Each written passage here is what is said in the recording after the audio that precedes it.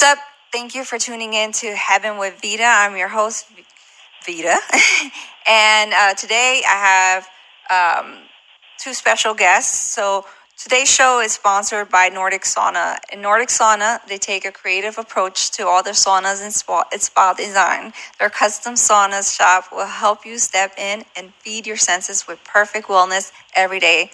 They believe in imparting a personal approach to all that they do, and they do more than saunas and spa designs for commercials and residentials.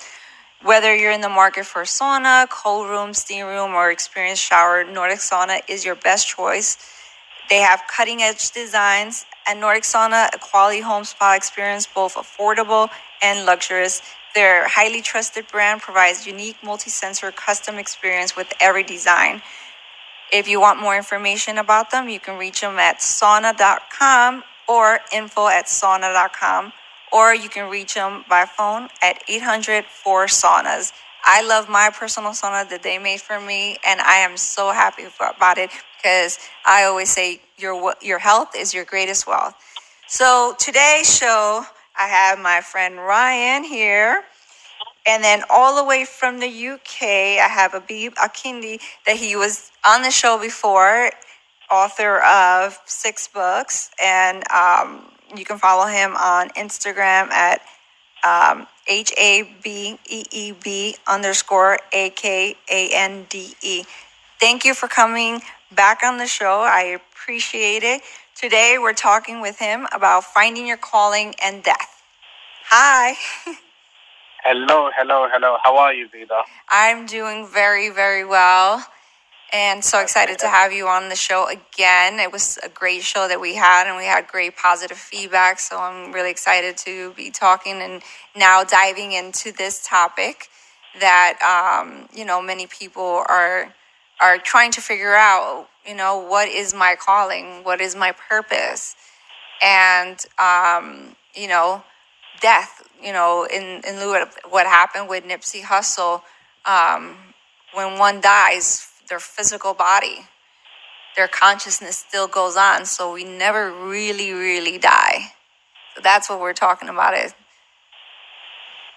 Yeah, I mean, it's the topic of like finding your calling and death is something which, actually, before I start, I just want to send my thoughts and prayers to Nipsey Hussle's family, loved ones, and everyone that's connected to it. So his death was something that was tragic, and I think a lot of people, especially over the pond here in the UK, a lot of people are touched by it. There's a number of memorials that's going to happen in the weekend to celebrate his life and to hopefully, continue his legacy. So I just want to send out our thoughts and prayers to his family members and friends. But yeah, coming to the topic of like finding your calling is something which I'm quite passionate about, and it's something which a number of people, I think, in their day-to-day lives or their respective careers, a lot of people, they get to a stage where they're trying to think, they start to question, like, what's my purpose in life and what's my calling, and you see a number of like documentaries and discussions about what is a person's calling. Now, obviously, before delving into the topic, by calling, I'm referring to a strong impulse towards a particular course of action that's normally accompanied by like a conviction of like divine influence. Like you've got a belief or like a feeling, like an urge to do something which is not necessarily related to your career or your profession, but it's something that you're passionate about. And, there's a saying like to follow your passion instead of your paycheck. And that's something that I strongly believe. But I think with a lot of people, particularly those that are in the creative industry or the entertainment industry, a lot of people are following their passions or whatever they think is their calling. But you also find a number of these same people, they get to a certain period in their life where, for example, they might have wanted to be a musician or an actor or a model. I'm sure you encounter many of these people in where you are in Hollywood, in LA. Mm-hmm. But for a number of these people, they've got another calling.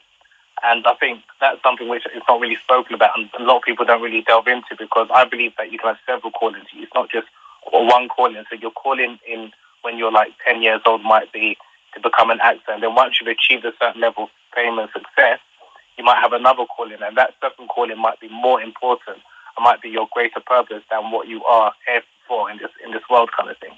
And yes. It's something which, like, once you get this, or maybe when you get that platform, you realize that maybe you want to inspire people for whatever reason. Maybe you want to educate people. Maybe you want to bring to light some of your experiences that you've gained by traveling or in your 9-to-5 job. So I think it's one of those, a lot of people don't listen to their calling out of fear that, especially if it's not relating to their career, a lot of people, they don't listen to their calling because they think maybe this is going to affect my livelihood or it might cause some effects in my family. So I think you have to be quite brave and courageous. But one thing about, and I do try and encourage people to follow their calling because it's something that gives life to yourself, to your soul, especially if you've been doing something for a number of periods of time, a number of years that you're not actually passionate about.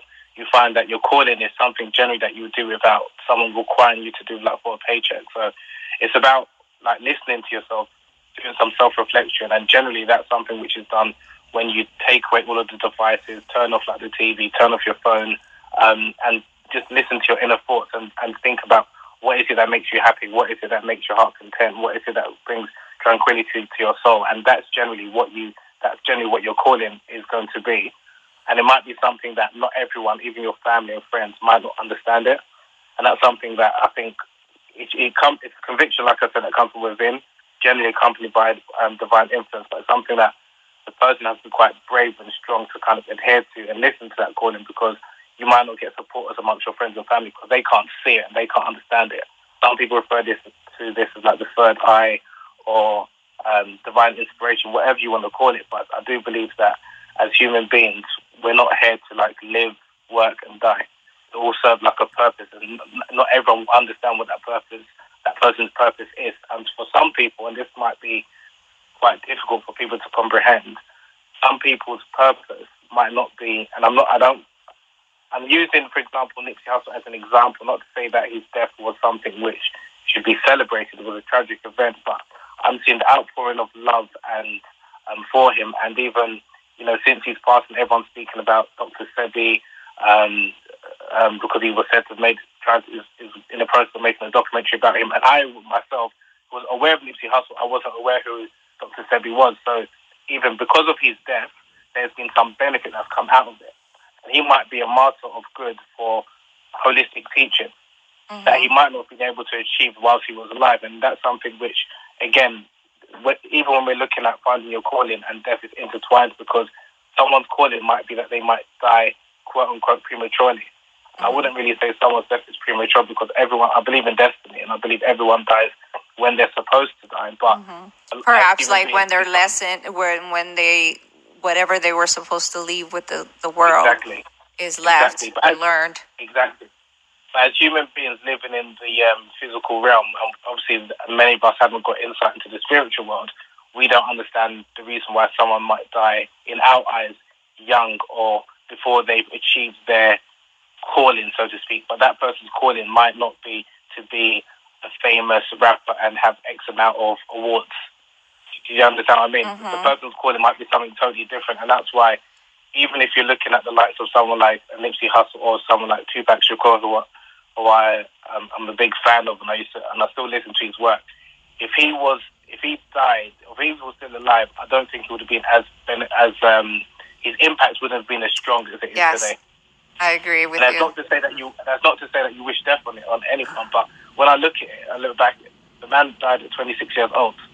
I don't know anyone, I'm in my mid-30s now, but I don't know, and it's not to cast any aspersions against any 20-year-olds, but I do not know hardly anyone that's under the age of 25 or around that 26 age that spoke as the words of wisdom that he spoke then, and that I still benefit from now.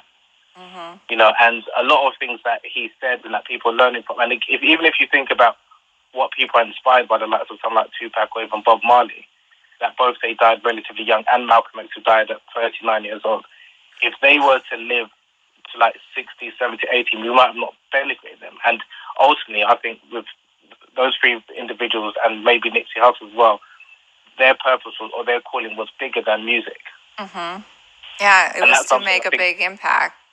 Right, and I think that's something which goes over people's heads, and it's something that maybe people won't realize or truly appreciate until after. And there's many heroic or martyrs, shall I say, who, even if you think about their lives, even if someone that's going on the battlefield or someone that's in the army, they're sacrificing, and we celebrate these individuals, they're sacrificing their lives for the greater good, whether it's for the country, whether it's for So people understand and people celebrate them. Mm-hmm. And likewise, you've got other people who are activists, or not necessarily activists, because I think there's even people in their normal day-to-day lives who are living lives and they're productive members of society, or even to their immediate family. They might die at a relatively young age, but as a result of their death, they might bring a source of light and inspiration to some family members that might draw from inspiration because of their death. Mm-hmm. So, like with everything, when you're looking at what we consider to be good and evil, especially when tragic events like what happened with Nipsey Hussle occurs, there's also some good that can come out of it. Not necessarily, again, for his immediate family and friends, but again, that's the way I try to look at it. Like anything that happens, whether it's something, whether we're going through a trial or tribulation, whether it's something we deem to be bad or evil, there's a silver line in that, and it's just about, for those that are left behind, to try and see the positive and what we can gain from that. So that's why I'm always someone I try to be optimistic, and I'm quite philosophical about death, and I think death is something which, it's a wonderful thing that we see this death everywhere, but we don't like to think about our own death. Mm-hmm. I think something that happens also is when people pass away, we start to appreciate everything they were doing or were going to do even more so when they're gone. And it's sad to say that, but a lot of times when somebody passes, then their message, their activism, whatever it is, really becomes like the center of attention. Mm-hmm. Yeah. And for those, when someone passes away, the people that they've left behind, whether we knew the person that passed away personally or not, we can, like you mentioned, Ryan, not only can we benefit and appreciate them, but it can also be a source of inspiration for us to achieve whatever we want to achieve. Because if you live your life with the mindset that I'm only going to be here for the next couple of years, you try and achieve everything you want to achieve. Not necessarily you can achieve everything, but you live life to the fullest. You live for the moment, and that's something and that's one of the blessings of death, which many people don't really think about. Mm-hmm. But if you really were to think, but at the same time as well, you can't always think about death or when bad things happen, because if that was to happen, then you wouldn't be able to do anything in life.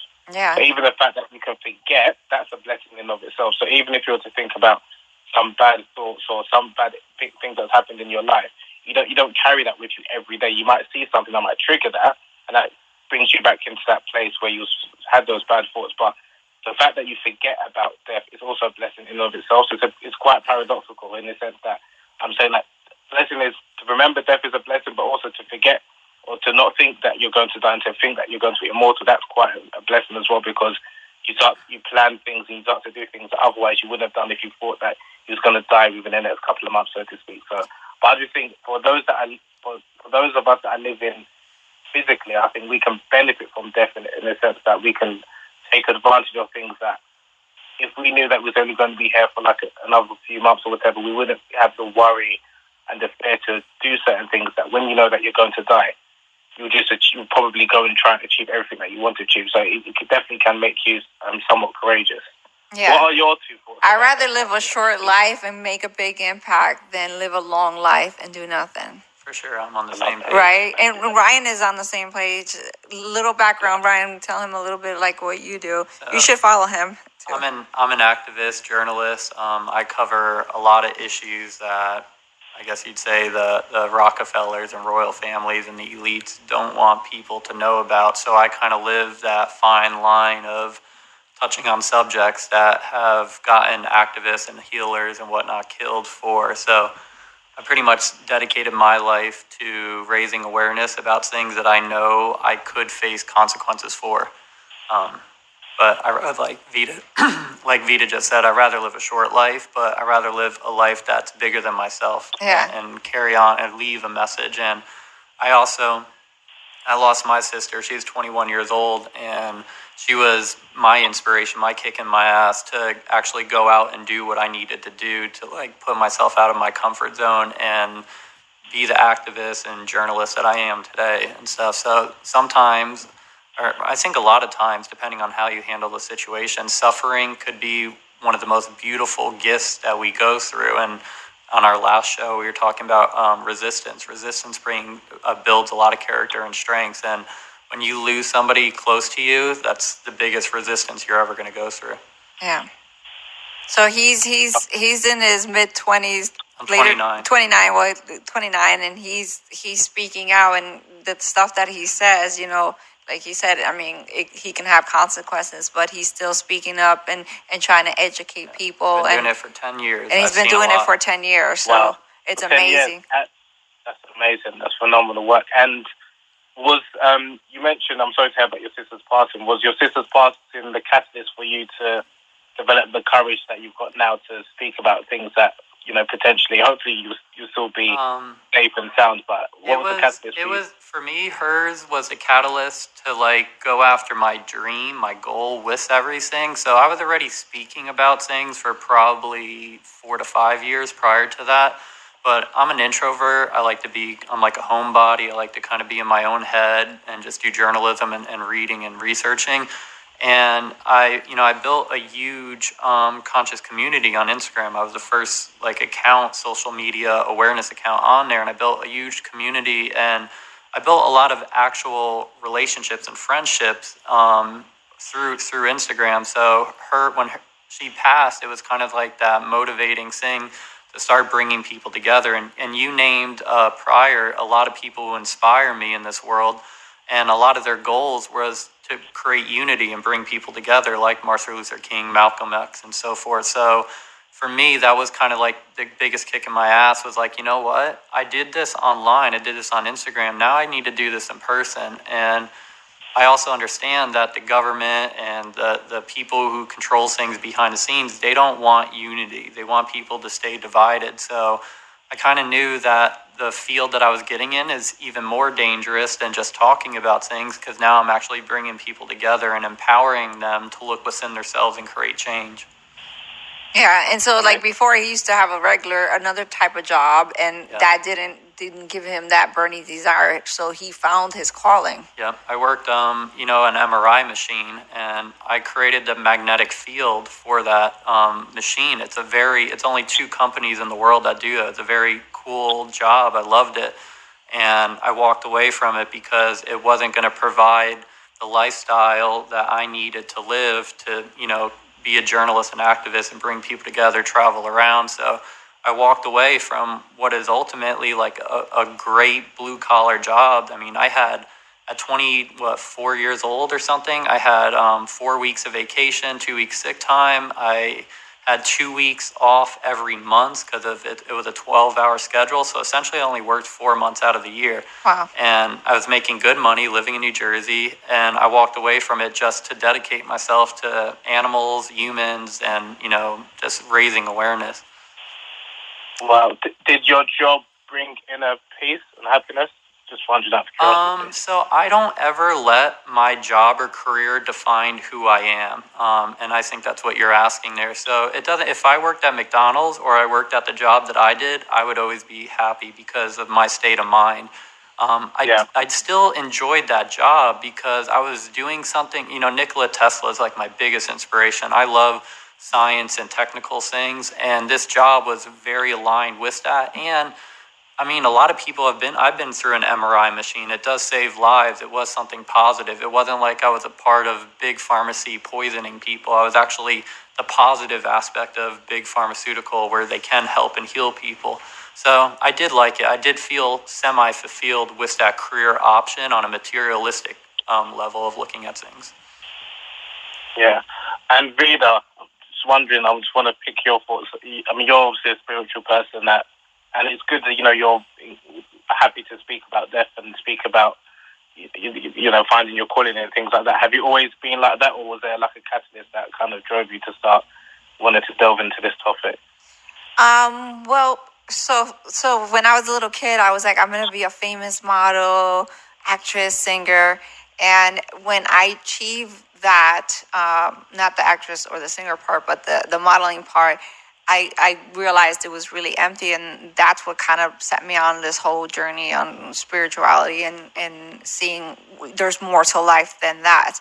But I gained all this information, and I was searching for years, but I wasn't sharing it, right? Because I had my throat chakra closed up. I had a fear to speak. So I wasn't sharing it. I was just like Ryan, like at home, homebody, just on the computer, researching all these things that people are like, how do you know all this information? Because I was just to myself, just like I would pick that over going out or doing anything. And then in 2014, um, one day I woke up with a lot of pains in my lower abdominal area, and I was going on a plane.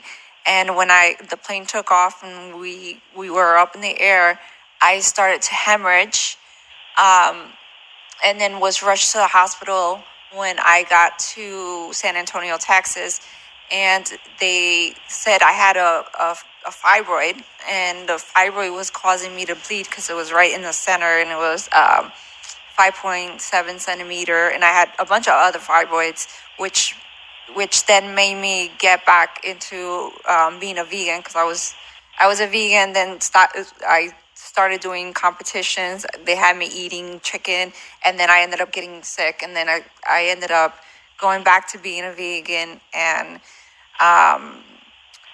my fibroids all went away except for the one big one.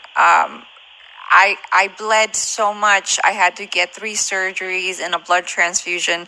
My hemoglobin was down to 6.2, and they told me that if I, this is what the nurse said. She said if I farted, that I would die.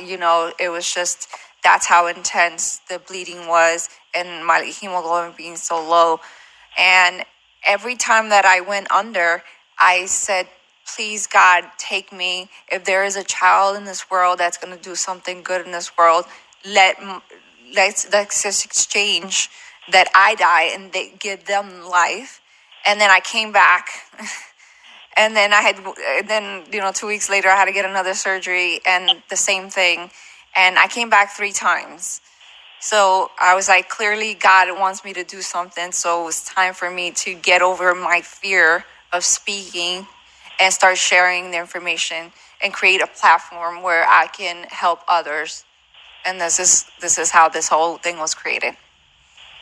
Wow, that's powerful. I'm just thinking, I saw a quote on your Instagram as well recently. It was really, it's not the Jim Carrey. What did he say? He said something about. He says, "I want everybody to be rich and famous, so they know that that's not the answer," and that is so true. That is so true, and I think the reason why people like yourself, obviously, who've got a platform, who've got the things which many people are craving. Your words be more powerful than someone who, like myself, hasn't attained those things. So even though we might have the same mindset and same wavelength, or like Ryan, well, I don't know what Ryan looks like, but imagine obviously you're not good looking like Vida, and you're not like, you haven't got the platform, obviously the Hollywood movies and things like that. People that are aspiring to acquire what you've achieved, they would listen to you more than someone that hasn't achieved that. So that's why, the way I look at it, even for people like yourself, because you've achieved that success and you've achieved that level of fame, but you know that, okay, there's more to life than this.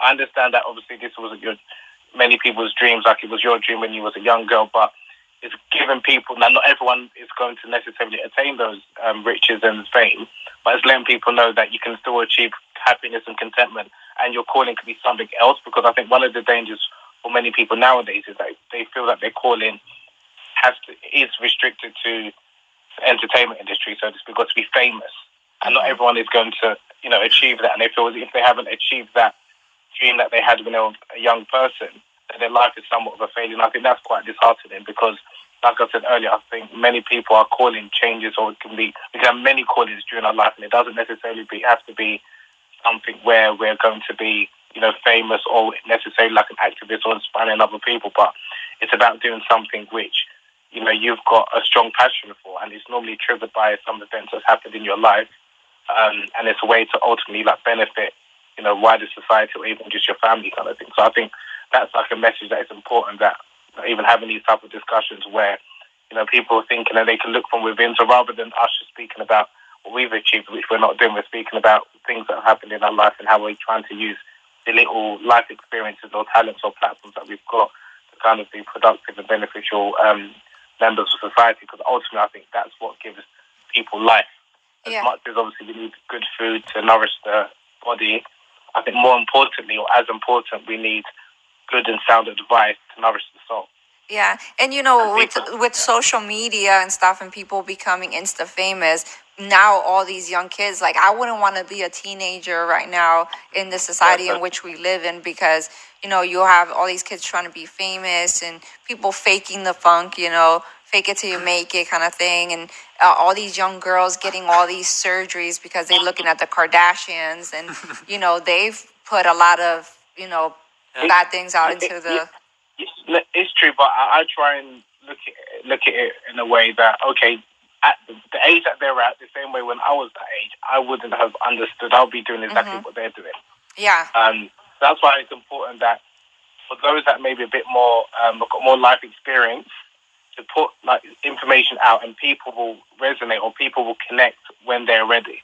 So I think one of the frustrations that many people have that are not young and reckless, like we all were once upon a time, well, I definitely was, is that we look at some of the young people say, why are they behaving this way, why are they behaving that way, when they're not ready, whether emotionally or spiritually, to kind of receive a higher message. It will come in time. So it's just about being patient, because the same way we're reading like the quotes or the words of many famous or philosophers or activists or prophets that we are inspired by, there was a time in our life when we wasn't ready to hear that message. That message has always been there for hundreds of years.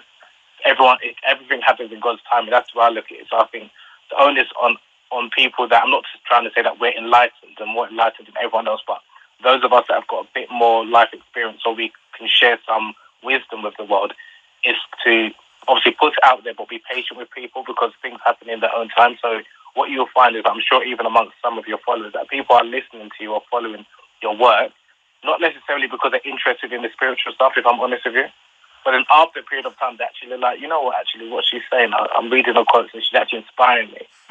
So that's why I just think it's just about being consistent and persistent, but also being patient ultimately. Because if we're trying to change people's hearts and minds, we're trying to change people's hearts and minds in God's time, not our time. Because our time, we're impatient. We're like, we can see this, or can't you understand what's going on and what's wrong with people? People are living in darkness, but we was in darkness once upon a time. Yeah. But there were people that were either patient with us, or because they were dead, we were able to digest the information slowly when we're ready. And I think that's what is important, that as much as, the young people of the social media, and it's very fast-paced, they're going to grow out of it very soon. Not everyone, even those people that have grown up living in it, in 5 to 10 years, when they get to like their mid-20s, they're going to be bored of that, and there's going to be another generation that's going to be going through similar problems. So it's about passing the baton on and learning and giving them the words of wisdom or the experience that we've got for them to kind of benefit from. That's the way I see it. So I just try and look at. I see what you're saying for sure, and I agree with that. Like, we're all on our own journey and path. I think what Vida was saying is, like, anytime you have a platform, you should be mindful of the message that you are sharing and the influence that you have on people, whether it's full-grown adults or little kids, and I agree with that as well. Like, if you're in that position of kind of power, or a lot of people are looking at you, you should be more mindful of what you're sharing and all that, because there's consequences for all our actions, both positive and negative. So I definitely feel what you're saying, though, because like when we were younger, I think everybody on this earth, we were all dumb at one point, doing reckless things, whatever it was, and you fall on your face a couple times and you learn and stuff, but. I think with the age of information and the internet, it has drastically changed things from, say, like even me, like I'm kind of before and after the internet. And then there's like a generation like you, which is before the internet. It's totally different nowadays, where you can have like an 8-year-old kid with 50,000 followers, 150,000 followers. And they're making a lot of money and everything. Yeah. It's crazy. But they don't even know they're influencers. They don't even know what they're doing. I've seen like a kid, I think he was Dominican or Puerto Rican, a young kid with a huge following, hundreds of thousands of followers, had, the gold chains and everything. And I'm like, I hope the parents or the people around him are really like keeping him humble and stuff, because at that young of age to have that kind of materialism could be dangerous at the end of the day. Yeah. So we just we have to take like all our experiences and just share it with the world, and that's what I've learned in my life, that it's just share your, and hopefully some young people will listen and some won't, and when it's their time, They say when when the student is ready, the teacher will appear. Yeah. You just plant seeds and they'll naturally get watered. As long as we're living and breathing and experience life, the seed will get planted and watered. Yeah. So that's about it that we have for today. I wish we had a longer time, but we had some technical difficulties. But thank you so much, and I can't wait to have you in studio when you come from the UK here this month. Yeah, I'm looking forward to it. Thank you again for inviting me, and hopefully I'll see you soon. Yes, and where do if people want to reach you? Tell them where people. Yeah, so if you want to reach me, Habeeb HABEEB _AKANDE, and yeah, you can check out my latest book, Kunyaza, The Secret to Female Pleasure. It's on Amazon. Awesome. And any parting words you want to say? And so. Yeah, one of my favorite quotes by Tupac. I'm not saying I'm going to change the world, but I guarantee that I'll spark the brain that will change the world. So that's why it's all about, like Ryan said, planting seeds, and hopefully the next generation will benefit from the work that we're doing. I love it. For sure. And Ryan, where can people find you? Stand Up 9/11 on Instagram and meetingoftheminds.event, and my other website is cannabinoidsource.com. Okay, and there you have it. So make sure to check us out every Tuesday at 3 p.m. and 11 p.m. Pacific time. Until next time, peace.